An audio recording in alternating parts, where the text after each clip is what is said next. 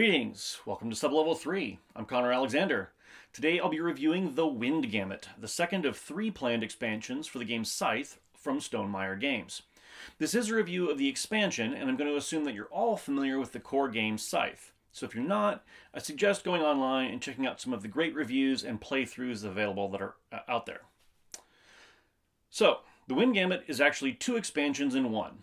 Each module is independent of the other, and both are usable with the core game as well as the first expansion, Invaders from Afar. Retails for $25. It likely won't fit in your core game box if you have Invaders from Afar already in there, but not to worry.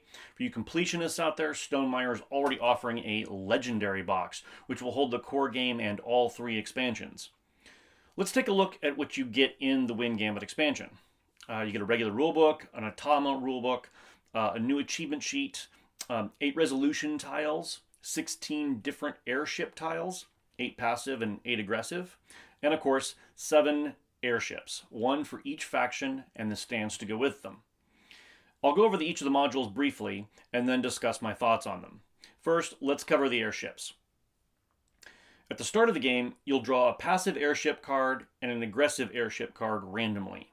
Each has an ability listed on it, and those abilities will apply to all airships in that game. The aggressive ability has 2 components. The first is a confrontational part that encourages interaction or combat with other players. The second, identified by the icon in the upper right corner, lets you know what the airship can carry, either up to 2 workers or up to 3 resources. The passive ability also has 2 components. First, it's an engine building ability that usually conveys some sort of extra mobility to your other forces. The second, indicated in the upper right-hand corner, is the amount of movement your airships are allowed to move if you choose to move them during the movement action. Most of them give 2 movement, but there's also 1 and a couple of 3s.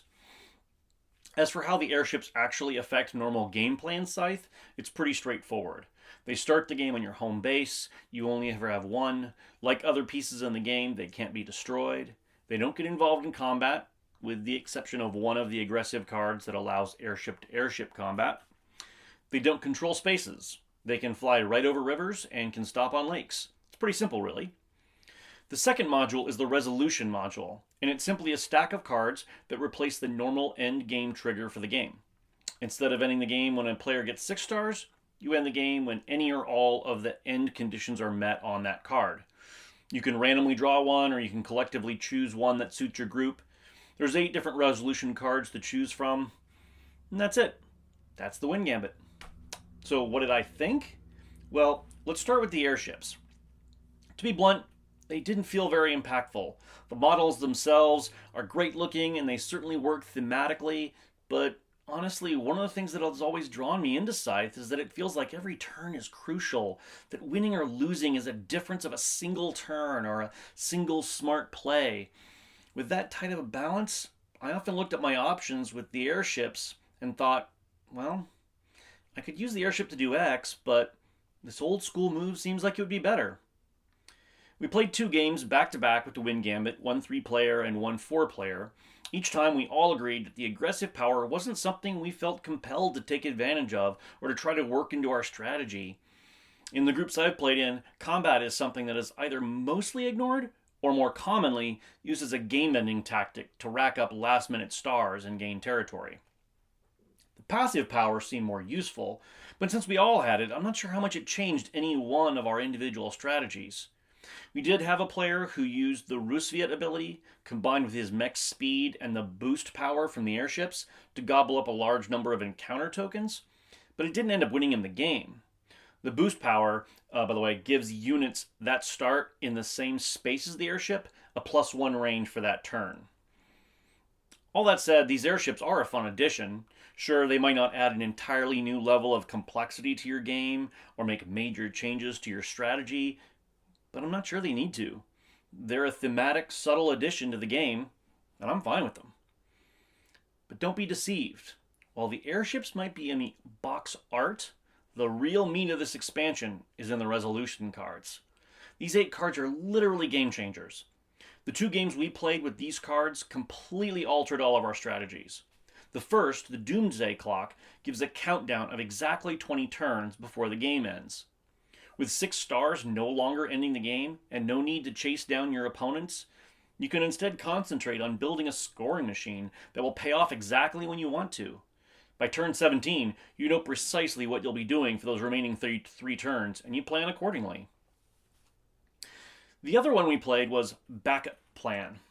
This game ends when someone gets their 6th star, but if the person who ended the game doesn't win, all players give back their endgame scoring coins and everyone goes another turn.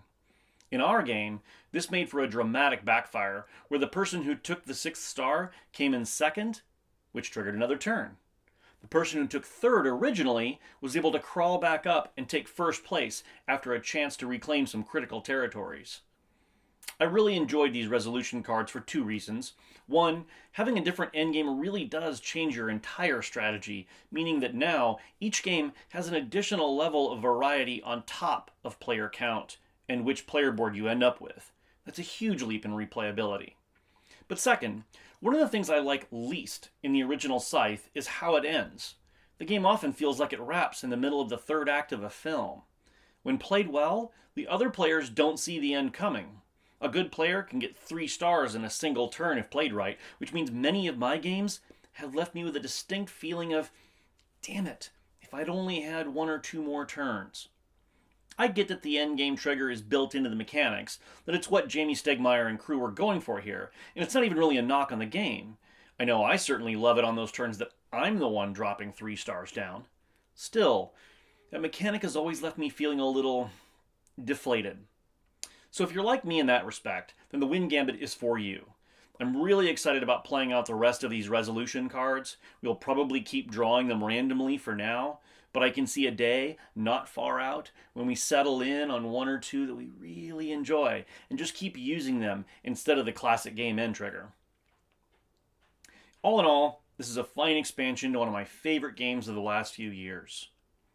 And one other thing.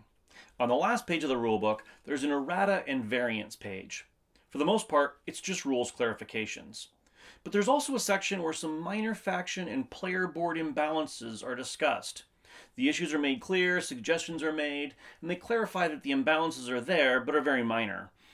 I really want to thank Stonemaier for doing this. Not because those imbalances are a big deal. We'd noticed them and a few perceived others as well. Those kind of minor imperfections are easy to play around in many games.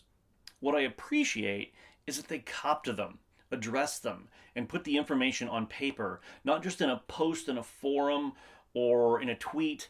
They put them into the rulebook. It would have been easy for them to just not address it at all.